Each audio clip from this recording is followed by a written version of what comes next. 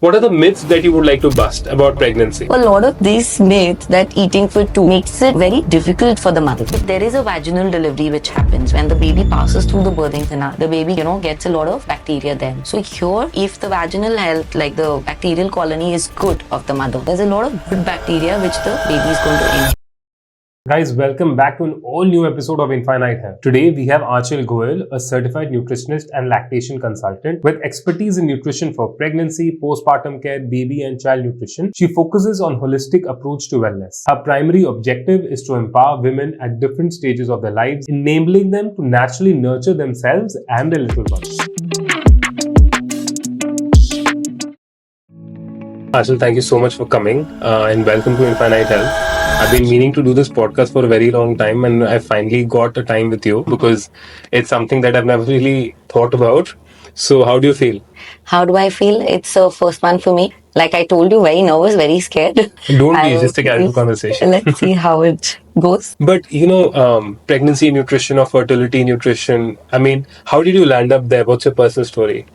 My personal story. So basically, it's based out of my own journey. I have an elder daughter who's 9 years old. At that point of time, also when I was carrying her, I was very health conscious, and I figured that like little dietary changes and little concoctions and making a few changes here and there really helped me deal with my own issues naturally, very easily. So it made my pregnancy much more smoother. Right. Like when I used to look out for information, ask people, they make the journey look so daunting. Like they're going to be telling you, ye nahi karna hai, this is to be done. So it becomes a very scary experience. Like I used to always feel I'm pregnant and I'm not ill. Right. And with too many restrictions, one starts feeling like that. So that is why I started delving a lot more into it, did my studies and then got my certificate sorted and started off with this thing. Again, the one thing most women are scared of is postpartum. So, one of my worries was okay, theek hai, pregnancy is okay, sorted. Now coming to postpartum, again, whatever studies I did and whatever people were recommending me weren't matching. Right. Really, not matching, this is going to happen, you need to do certain things. A lot of traditional practices are very good, but a lot of them really make you feel very scared. The milk supply is not going to come up and you need to do just this, you can't move around too much. All these things really scare a woman. Like imagine doing that for 40 days. Yeah. Being on a very, very restrictive diet. And at that point of time, you're very scared also because as a first time parent, you really don't know. You don't want to take any chances. So again, with in the postpartum period, the most important part is breastfeeding. Mm-hmm. So at that point of time, there was lack of support, like breastfeeding support. So when I suffered through it, I realized this is the space a woman should not suffer. If adequately, properly guided, towards the last trimester, if you actually get proper guidance, you exactly know what to expect at the hospital and how to kind of start off the whole process in a smooth way. Because in terms of lactation, the first 15 days set a benchmark for your milk production later on. And it makes it easy. It becomes easy. Saw so many women give up on breastfeeding because of their own experiences. When you're at the hospital, you're not guided properly. Once you're back home, being alone with the baby for the first time. So all these experiences, kind of got me here where I was like, this is a space which actually needs proper guide. It's almost like a one-stop solution from your pre-pregnancy to your postpartum. Yes, that's what I'm looking at. And in fact, I got into these specializations as and when an experience went through it, Right. So I really want to get step by step into little details of the entire process that you mentioned. But before that, I really want to ask, how has pregnancy changed in the last 20 years? Because, when I was young, people, used to say, वो pregnant है तो उसको कुछ भी खिला दो मतलब वो 2 दिन का खाना खा रही है and these common myths that I really want to bust because a modern day pregnancy, because I honestly don't have anyone around me who's pregnant, but whatever I see on Instagram and all those celebrities working out and gymming and doing Pilates, so I just wanted to understand how pregnancy has changed in the last 20 years, or a better way to put this would be is what are the myths that you would like to bust about pregnancy? The most common one, like you mentioned, eating a lot, eating for two. So, eating for two, first of all, is not what you're supposed to be doing during pregnancy. So, on an average, a woman needs around 2000 calories, kilocalorie diet. Most of the people I know are overdoing it already. Like, most of them. Like Indian diets are more heavy, like more calorie dense. There's a lot of focus on carbs already. So, eating for two is not important. Like, really not important. In fact, first trimester, there is no extra calorie requirement. Second trimester, around 350 extra calories is what you need. And like the last trimester is around 450 kilocalories. Now, let me put it in very simple words for you, like, how you can achieve these extra calories without any effort. Like maybe you increase your consumption of rice by half a bowl, Right. or increase one roti if you eat rotis. Add a handful of nuts and seeds, and maybe add an additional fruit there. Right, And that's about it. that's about it. So And ending up eating for two is a lot of lot of food. like 4,000 extra calories. What you mentioned was very interesting about eating for two and that you just really need to eat for one. So, is that what happens? Like, when people gain excessive weight, and that should be a healthy amount of weight for that? Yes, so this excessive weight gain adds to their issues rather than resolving them. Like it adds to a lot of pregnancy related complaints, like, being excess. You might develop gestational diabetes or hypertension or have constipation issues constantly because your body is not being able to process the extra you're putting in.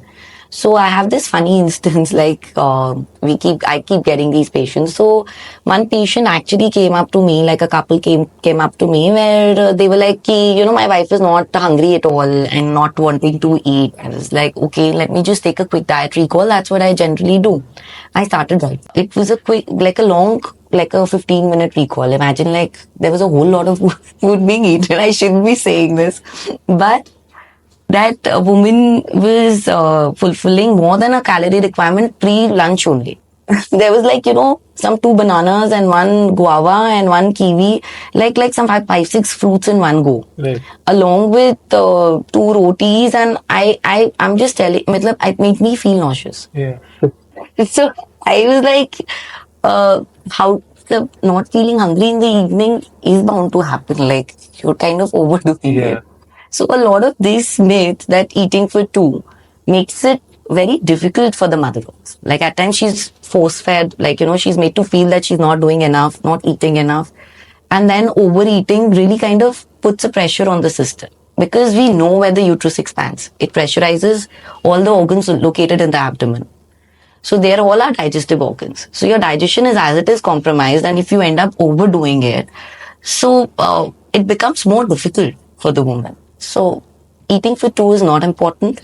Focus on eating correct, and everything will follow. So, like you also said, there is a tendency of getting very sedentary during pregnancy. Women get very cautious. The family around gets very cautious, like, unless contraindicated by your gynecologist, you're not supposed to be sedentary. Yeah, it is not the time to start anything new. Like you can't be suddenly hitting the gym if you've never gone to the gym ever in your life.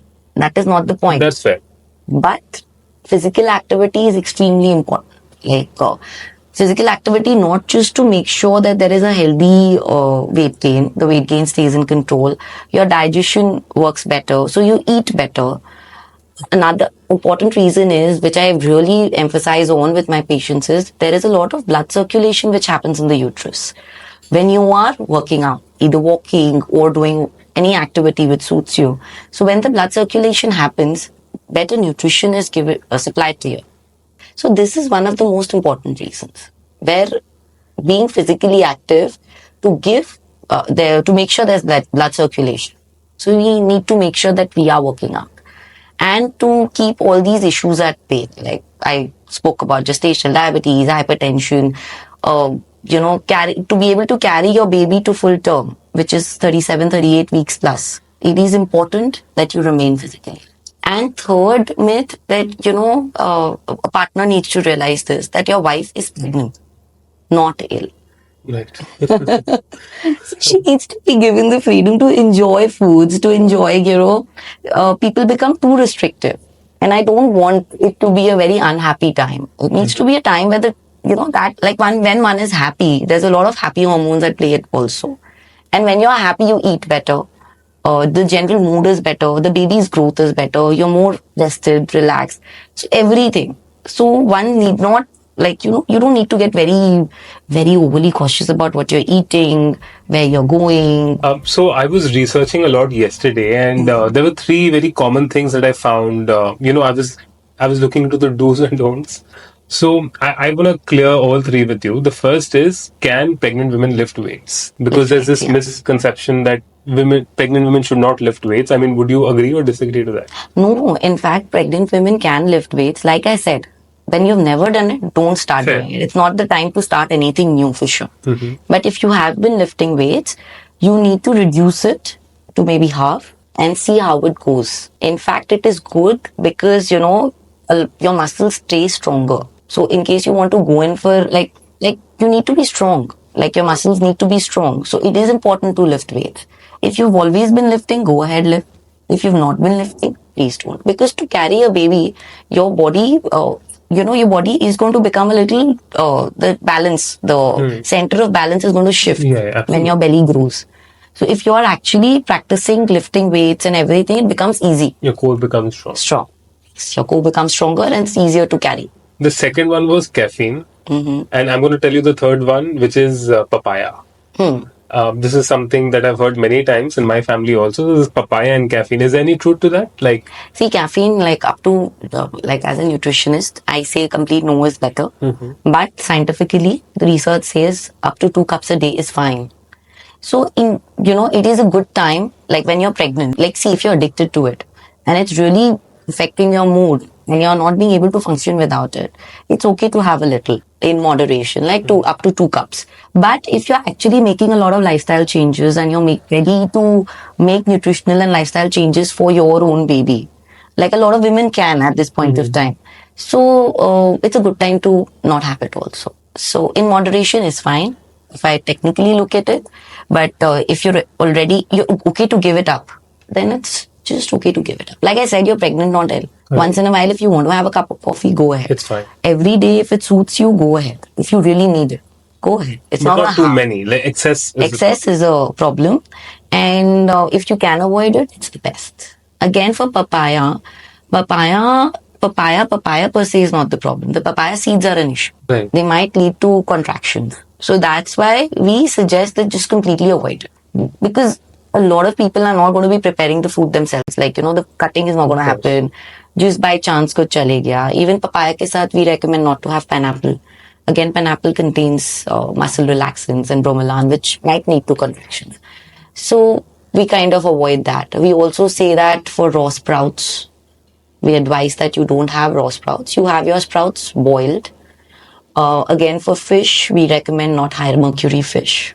Look for the ones low in that. So these are the contraindications. A lot of couples around me who are planning to get pregnant or who are, going to doctors, consume alcohol regularly or smoke. I mean, when such patients come to you, I mean, how do you start planning a strategy for them? There are a few things which, I have a set of things which I talk to the counsel the patient on. First of all, I think if a couple has come to this stage and is at a pre-planning stage, the couple is a very conscious couple. That's why the couple is actually going through all of it, so that they make sure that the pregnancy is smooth and conception is smooth and the issues are not there. So firstly, yes, when you're planning, stop smoking completely. Alcohol intake also is supposed to be reduced drastically. In case you really have to drink, please choose your drinks wisely, because it's an important phase in your life. So one thing is there, no smoking, alcohol restricted. Second thing, if they've already visited their gynecologist, the gynecologist usually suggests a list of blood works, which a lot of couples end up overlooking. They don't want to get it done. They just want to keep trying. But I can't emphasize enough on how important that is. You need to be in a very good space nutritionally. Like your body needs to be in a proper space before you plan, because then it makes the whole journey very smooth. Very, very smooth. Here I have a little like incident to share. Like I just to tell you guys. So there was this one female patient. She was having constant miscarriages. Like like when you have the first scan, you see the heartbeat is come or not, and constantly her fetus was not getting a heartbeat. So this happened to her multiple times, and then there was a round of routine blood works done, and it was found that she was severely deficient in B12. And once the supplementation was done and a diet was corrected, she conceived naturally and everything went off smoothly. So this kind of emphasizes on how important getting a round of blood test done is, because you identify your issues like nutritional deficiencies, not issues per se, and then you can easily correct them. And whenever you're planning or whenever you conceive, you at least don't have to go through this trauma of miscarrying, because there's a lot of emotional trauma and physical pain associated with getting pregnant, and then that not turning out. Emotional, a lot of emotional distress for a couple, for a family, your expectations build up. So series of blood works extremely important. Please be make sure that you are perfectly, like, it's not just for the woman, it's for the partner as well. Make sure you are at a very good space, like in terms of physical health, neither overweight nor underweight, so that your journey is smoother. Again, improve on your diet, include a lot of colors in your diet, because we are exposed to a lot of pollution and a lot of things these days. Even if you're very cautious in terms of whatever we're eating, we're exposed to a lot of other stuff. So when we go for a lot of colors, like at least 3 to 4 portions of colorful vegetables a day and 2 fruits a day, so there are a lot of colors which we are adding to our diet. They're essentially antioxidants, so they remove all the free radicals from the body. So aim for at least 3 to 4 portions of colorful vegetables and 2 fruits a day. Don't overdo on the fruits, because fruits kind of increases your blood sugar a lot. So 2 to 3 fruits is good. Like, people start overdoing on fruits also. If you really want to overdo on vegetables, you can never go, right, but not on fruits. A few more points must have been commonly heard of, because you need to hydrate well, because hydration is actually going to detoxify, like cleanse out all the toxins from your body. Another thing you need to do is learn how to keep stress low, because with current lifestyles, all of us are so stressed all the time. So we need to learn how to manage our stress levels, because stress has a direct impact on fertility. So that we need to learn how to keep it low, and once the baby arrives, the stress is going to build up.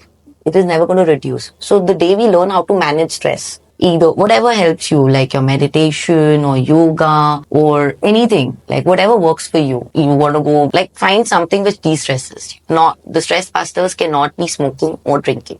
Right. Because that's not what you can fall back on when you're pregnant. So this is one thing. Yoga, I can't emphasize on enough, because yoga actually helps with conception a lot. Because yoga involves a lot of breathing. Breathing leads to a lot of oxygen intake. We are hardly, breathing properly. So that is important. So yoga, I strongly suggest. Protein intake is very important for both sperm health and egg quality. So please focus on good quality protein. And I think mostly we've covered everything, should be good to go. I think that's great advice for all the young couples who are planning to have a child. But I want to get into more specifics of this. I mean, this advice is of course applicable to all couples who come to you. But I specifically want to ask, what kind of issues do couples come to you with? I mean, because it's one thing to be healthy and planning a child, but it's another to have, something like a PCOS or a diabetes or a hypertension. Like, how do you deal with, is it a different strategy to deal with those cases? There is. So I'll tell you something. So if I have a case of diabetes or a PCOS or any of these issues, and in general, when you're planning pregnancy, protein intake is very important. Now, to be able to digest that protein, your body needs to be able to take it in. So 80 to 90% of the cases, I'm stuck in a rut where the patient is unable to tolerate protein. And unless I give them a good protein intake, high quality protein, their issues will not get resolved. There's a lot of carbs which they'll be eating and which is going to be very bad for their health. Mm-hmm. Like I was saying, the issue is the gut. If your gut doesn't take in the protein, like it's not able to digest it, you might get very constipated, or, you might have a lot of bloating tendencies if you eat a lot of protein. So then, first step is where I have to take those 15-20 days, help you heal your gut. Once your gut is like working and you get used to eating natural probiotics and a good quality of food, then we slowly add back everything to your diet after healing the gut. You add back to your diet, make it a little restrictive, work on your individual issues, whether if it's PCOS, I work with seed cycling as a concept. I believe in everything natural mostly. Supplementing when necessary, of course. Medicating when necessary. That's the part which the doctor takes care. So if you meet PCOS, is seed cycling based. Diabetes is, making a lot of lifestyle changes, removing all the whites from your system, including a lot of colorful vegetables, good fiber, making sure that the blood sugar rise is slow and steady, and making basic lifestyle changes. And, I have seen that a lot of people, when I do the diet recalls, like even simple lifestyle changes, for me, it's like a very, actually, this is to, like, ये तो करते ही होंगे सब. But that is not an obvious thing. I have diet recalls where people are actually eating atta Maggi in the morning for breakfast. So I'm just saying कि what seems like, this is the norm, वो नहीं है. Like people are eating a lot of suji, like unknowingly, thinking that upma, idli, or the dokla, or the uttapams, instead of making it fermented and traditionally how it's supposed to be, they started preparing all of it out of suji. And 5 times a week they end up eating that. Right. So thinking that it is very healthy. Anything in excess is not good. Dosa or an idli can be made out of a home ferment, which is actually going to benefit your gut as well. So gut healing, then healing your individual issues, and get to the stage. That is how it needs to work. So this is very interesting because I'm actually a big believer in gut health. And so do you add like fermented foods and fiber as a specific plan on a 15-day plan or something? Yes. So fiber is mostly a prebiotic, which is the food for the gut bacteria, which is your probiotic. So prebiotic only after gut healing. I go on a very low because the fiber now, they will not be able to get digested. It has to be a very simple, basic, easy to digest plan along with a few ferments. And then slowly, once the gut cleanse has happened, then we work on. And then we start adding the prebiotics and the probiotics together. You said something very interesting about seed cycling, and I really want to know what seed cycling is. Okay. So I'll just give you a gist. So basically there are 2 phases. One, day 1 to day 14 of a woman's period. That is the follicular stage. And then we come to the luteal stage of the cycle, like the menstrual cycle, which is 1 to 28 days. So day 1 to day 14, which is the follicular stage, at this point of time, estrogen is the prominent hormone, which really leads to all these needs to normal menstruation in women. So at this point of time, through seeds like flax seeds and pumpkin seeds, we can provide the correct hormonal balance because flax seeds have phytoestrogens in them, which boost up the estrogen in the body. Again, the pumpkin seeds, they have zinc in them, which help them prepare for the next part of the cycle. Again, from day 15 to day 20, I recommend that you consume sesame and sunflower seeds. Sesame and sunflower seeds, again, at this point of time, the hormone which is of dominance in a woman's body is progesterone. And a PCOS patient essentially suffers from low levels of hormones correctly timed in the body. So at this point of time, if you consume these seeds, the hormonal support is adequate. And again, after day 28, you take it as day 1. And then again, day 1 to day 14, you continue consuming flax seeds and pumpkin seeds. Again, day 15 to day 28, you go on to consuming the other 2, which is sesame and sunflower. So at correct points of time, you are giving yourself correct hormonal support naturally. But this needs to happen at least for 3 to 4 months. You need to do this because anything natural takes time to work. You can't expect, I did it 1 cycle and it never happened. Or a few women come to me saying that if you have PCOS, your cycles are very irregular. How do I know it's day 1? Day 1 to aata hi nahi hai. I have to keep waiting. So for them, what we do is you follow the cycle of the moon. So day 1 to day 14 according to the moon cycle, day 15 to day 28 according to the moon cycle. And slowly, if you keep going at it, you will see a difference because you're giving the correct hormone support. All the medicines are going to do this. We don't ask them to stop the medications, but anything medicine oriented is for a certain time frame only. And this is something which is harmless. Of course. For any hormonal imbalances, in fact, you can do seeds. Because what does it actually mean? That your body is not producing the correct hormone in correct quantities at the correct time. So if we give ourselves that support, eventually the change will come around. So I very strongly suggest that you consume seeds because in real quantities, you get a powerhouse of nutrition. So, you're having pumpkin seeds and sunflower seeds and flax seeds and sesame seeds. You have nothing to lose. It's very interesting because it's also locally available. Locally and it's so affordable. I think True. it's a great advice for couples. The next question I really want to ask is on whey proteins for vegetarians. Because there's so many vegetarian patients who come, and because you said that protein is such a cornerstone that you have in nutrition, I mean, would you recommend giving them a vegan protein or whey protein or any protein supplementation for them to get their protein requirements? See, natural is always better. But, like around, it's usually like a 0.8 gram per kg body weight calculation for normal people, like, non-pregnant patients. So, like, a lot of vegetarians do not get that because the bioavailability of vegetarian sources is less. Low. It's very low. So, whatever you're eating a bowl of dal and we think that we're completing our protein intake, there's like 90% of the patients who come to me, they think like that. मैं दाल खाती हूँ एक, like, Yeah, of course. so there I tell them, like, it doesn't work like that. It's not adequate. Then we show them the calculations and we make them understand. For people who are not able to intake it through these sources, a lot of people are dairy intolerant these days. They can't take in lactose. So to give them natural sources like milk-based sources becomes difficult. So that is cut out. A lot of people cannot, they don't like the taste of dal. Having 2 bowls of dal is not going to do magic. So their supplementation does play an important role. If naturally you're not taking in, and there's a limitation as to how much you'll be able to eat or take in. So that's when, depending on a situation, depending on your level of activity, workout, there's a calculation made and we suggest that you go in for a supplement. So especially if you have a lot of intolerances or other issues, hormonal imbalances, then I don't suggest whey protein. I suggest more of a pea protein kind of source, which is vegan. And because milk and milk products are not tolerated well by anybody with hormonal imbalances, are not even good for them. So that's how, depending on the situation. Yeah, protein intake is important. You need to supplement. If naturally nahi ho raha hai, to you'll have to do something. So like you said before, like heal the gut and then you will supplement with protein to counter that.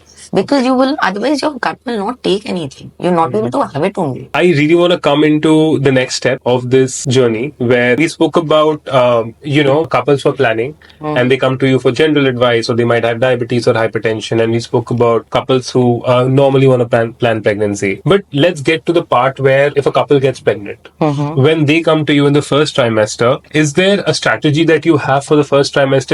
Is there a external need of nutrition and supplements that you would recommend for that? Okay, so first trimester, I am mostly focusing on keeping the food down. That is the most important thing. That, you can't, like I said, the nutritional requirements, the calorie requirements remain the same. There is no excess need to eat too much. Here, your hormones are still adjusted and they're very, very elevated. Your body is still adjusting to the pregnancy. So, like a lot of women right now cannot keep food down. Don't feel like eating. Have a lot of acidity, heartburn. This makes it very difficult for them to eat. Like the progesterone levels are very high, making all these issues very evident. So at this point of time, I counsel the family more, like the partner more, like just let the woman be. Like if the body is demanding rest, wife rest, don't force feed. Don't make it like a mental burden on her to eat. Let her just keep it down. So like I said, because of this reason, this first trimester, which is a little tough on women, pre-pregnancy being nutritionally, having good nutritional stores helps you sail through this period for women who are doing well, who just have a few acidity, gas, heartburn issues. I give a few concoctions, like very natural ones, like having ginger tea 20 minutes before lunch. So that makes the environment of the stomach acidic, which in turn aids in digestion. So very simple home remedies, like have a ajwain jeera soft mixture post meals, like 10-15 minutes post meals, which will help in your digestion. Again, how to you neutralize the taste of the mouth, which is very bad at that point of time. How to get rid of headaches. Again, for women who are okay, who are okay to eat, slowly starting to give them very little ferments, like a fermented rice, my favorite. Right.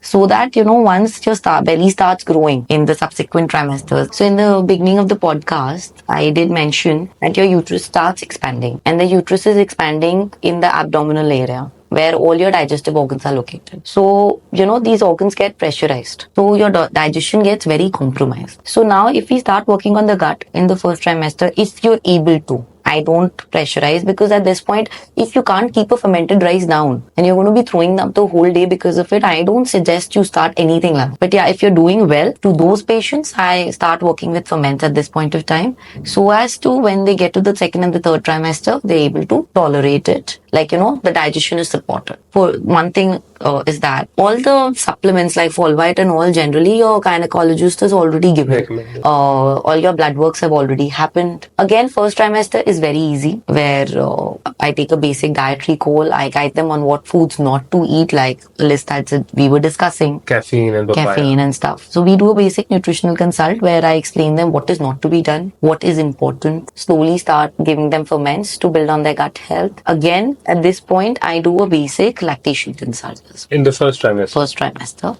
This lactation consult is to make the woman know, just to let the couple know how important breastfeeding is. Why is it important? Why you should seriously consider breastfeeding, so that the couple gets enough time to prepare themselves mentally, to go and do their own research. So this is where I initiate this topic with, and how important breastfeeding is. So this is the first trimester consult. It's a very basic one where a lot of food habits need to change, because a lot of people are unknowingly eating incorrect things. Now, before we end, I'd like to thank our sponsors, DecodeAge. DecodeAge is India's first longevity research company aiming to increase the health span of people. The supplements and tests are based on the latest scientific breakthroughs in the fields of longevity and aging sciences. The supplements they provide target the biological mechanisms that cause aging. For example, as we age, the NAD plus levels in our body decline, leading to mitochondrial dysfunction and genomic instability. Two main reasons for biological aging. And by supplementing with DecodeAge's NMN, one can replenish the NAD levels in the body and tackle aging at a cellular level. Now, there are numerous clinical trials and experiments indicating that NMN increases the health span of individuals who consume it. I take it myself and it feels great. Apart from NMN, DecodeAge offers other longevity supplements like spermidine, AKG, fisetin, and transresveratrol. If you want to start your healthy aging journey, then DecodeAge is the place to be. Do visit decodeage.com and use my coupon code ANANT to get a discount. You also spoke about breastfeeding, how you mentally prepare the couple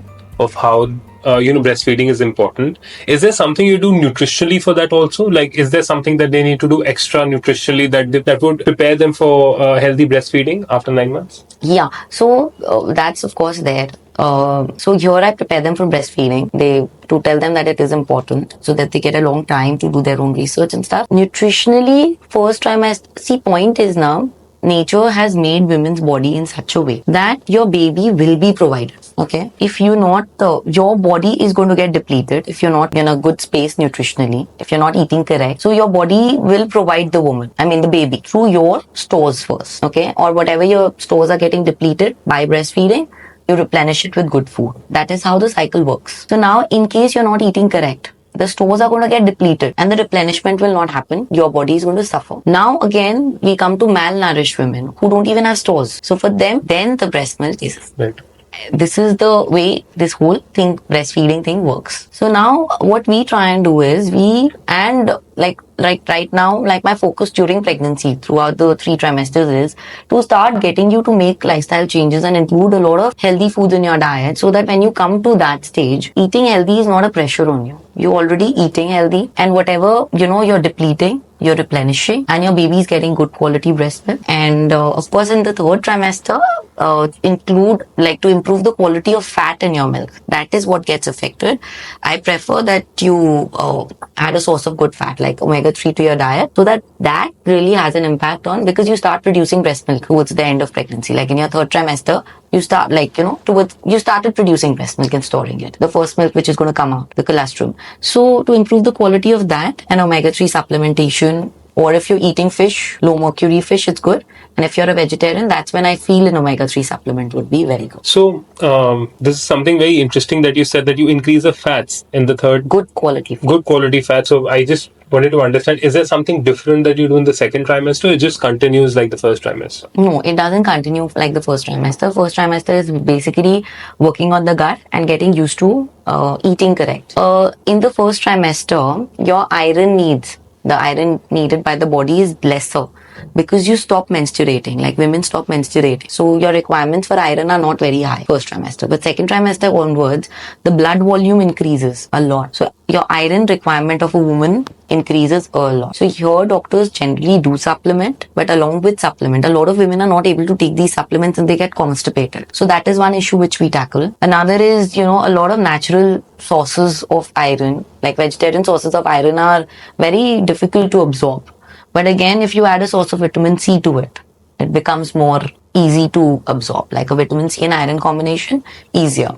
Again, so I counsel women on that. I kind of give them a lot of natural sources of iron, make sure that they are adequately having it. Iron is of importance. Calcium is of certain importance here because the bones. Again, protein is of extreme importance because proteins are the basic building blocks and we're making a baby here. So protein is of extreme importance.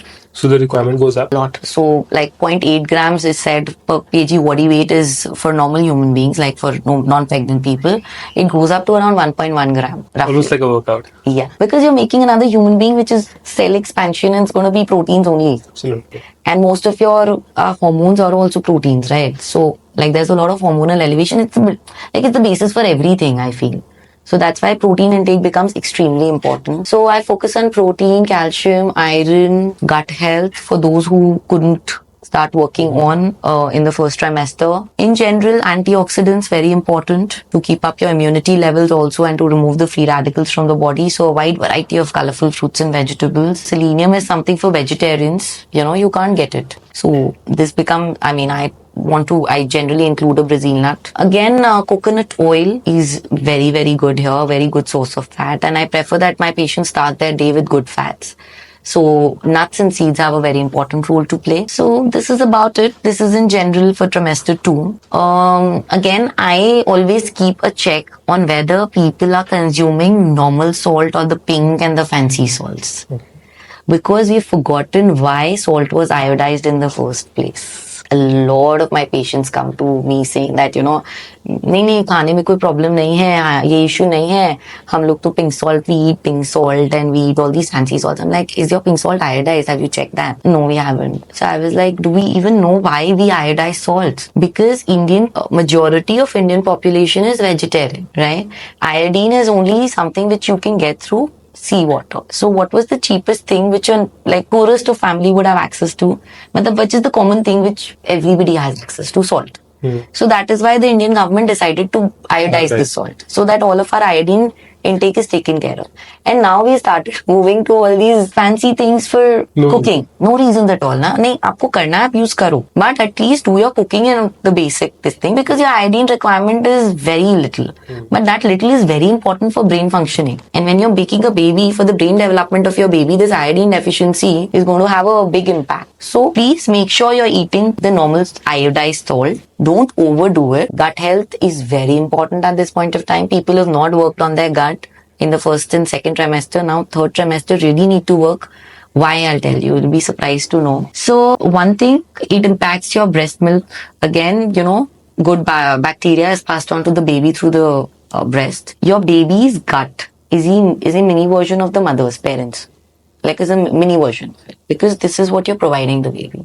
And if there is a vaginal delivery which happens when the baby passes through the birthing canal, the baby, gets a lot of bacteria then. So here, if the vaginal health, like the bacterial colony is good of the mother, there's a lot of good bacteria which the baby is going to inhale. So let's get to postpartum now. Japa. The famous Japa. So there's this funny anecdote here, like what women need, like we made this post on our handle also.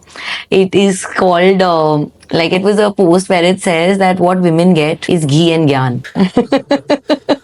A lot of ghee and a lot of gyan, unsolicited advice which you've not asked for, which is not even validated. And what women actually need is a lot of support, so that everything else of the baby is taken care of by other people, by the partner, by the family. The woman can focus on one thing which nobody else can do with the child, is breastfeed and rest and recovery. So we focus on the things which are not needed, and instead we should shift our focus to this, providing the woman with a support system where the baby is taken care of, everything else is taken care of, and the woman's primary responsibility is just to breastfeed and eat good food. So yeah, the very famous daunting japa, like this was the first thing I was like really scared of when I got pregnant. Like imagining myself like being stuck in a space for 40 days, eating all the boring food, and having to take care of a new being, suddenly feeling so responsible. If it's your first one feels like suddenly you have the responsibility of another being. Again, there's a lot of postpartum changes mentally which happen because of the hormones changing. A lot of things a woman goes through.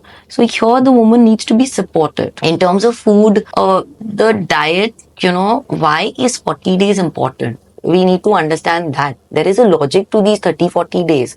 This is the time where your body needs to rest and recover to be able to bond with the baby, to be able to spend time. That is the only logic. There is no other logic to it. And like if you had a C-section or a normal delivery, like you would do with any other sort of surgery or a life-changing event, you would go in for warm, soft, comforting foods. That is all you need to focus at this point of time. Go for soft, warm, comforting foods which are easy on your system, and slowly and steadily start introducing everything to your diet, like a wide variety. There are a lot of myths which surround like the postpartum period. A lot of the traditional practices are very good, like a lot of kadhas which are given, like concoctions are good, gond is good. So one needs to know the correct way of consuming them. Because क्या होता है कि Indian traditional diet में there's a lot of all this given, ghee and atta ka laddu and gond ka laddu and all that.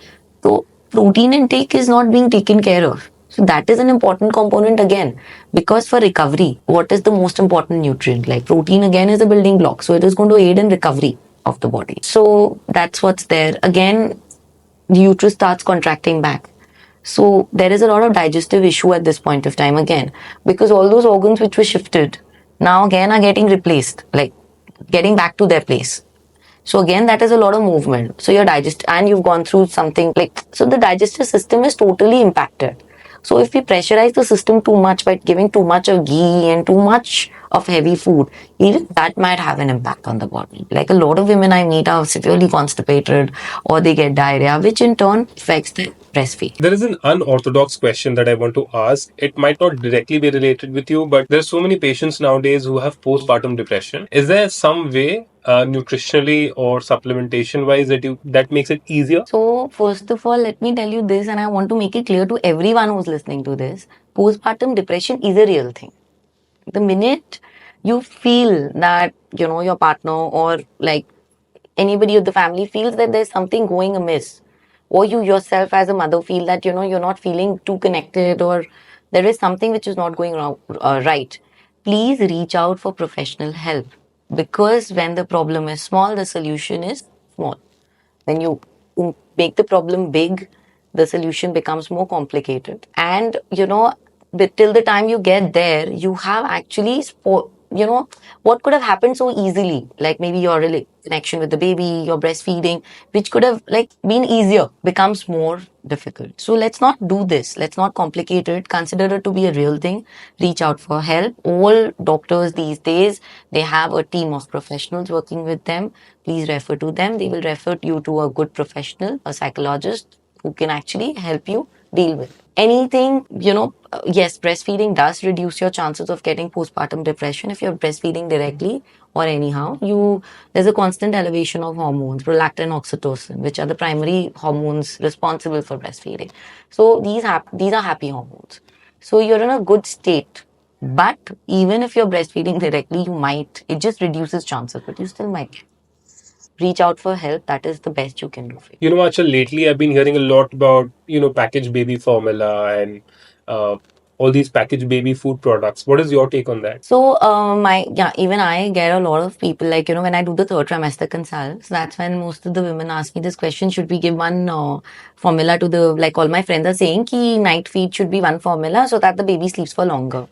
The only question I ask them is, is it okay? Like, is it good if you eat a lot of puri bhaji and you sleep for longer versus that you eat a very well balanced diet and then you wake up on time and you're hungry on time and then you eat on time? So I'll ask you the same question. So that's the obvious same for the baby. The breast milk mother can provide. I mean, breastfeeding is the way of the mammals.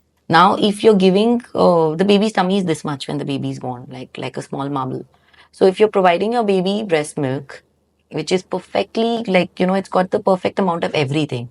Depending on your baby's stage of growth and development, it's got every nutrient possible in it. Again, formula is just a stage 1 or a stage 2, which you can. Now, this is perfectly balanced. Your baby has a small little nummy. Your baby is drinking adequately, going off to sleep, passing urinating, passing stool, getting hungry, then drinking frequently. Versus you give him a formula which is very heavy on his system. And again, it's not got a good balance of everything which your baby needs. So here I feel like you've invested so much of time, like 9 months making a baby, maybe 2, 3 months before that preparing for a baby. Now that the baby has arrived and the primary source of nutrition for the first 6 months is breast milk, again you start introducing solids, but for 1 year of the baby's life, at least, only breast milk is the primary source of nutrition, and it is has a perfect combination of all nutrients.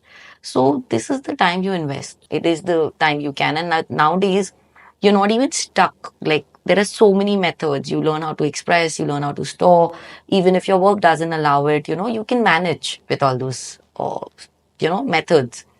So why not? If you can, why not? I am not against formula for people who, for whatever reasons, have to be away from their child, have had medical emergencies, or have not been able to make it. But if you can provide, there is no reason to give up. But I think this has been a great episode because there's so much information that these young couples will get today. Thank you so much, Aanchal, for coming. I'm going to call you again and again. So be ready. Thank you Happy so to much. be here, and it's not as tough as I thought it would be. No, no, absolutely. And I'm going to call you for many more podcasts. Thank you so much. Thank you. Guys, thank you so much for listening. I hope you guys had a lovely time, especially all the young couples who are watching this. Like, subscribe, and share.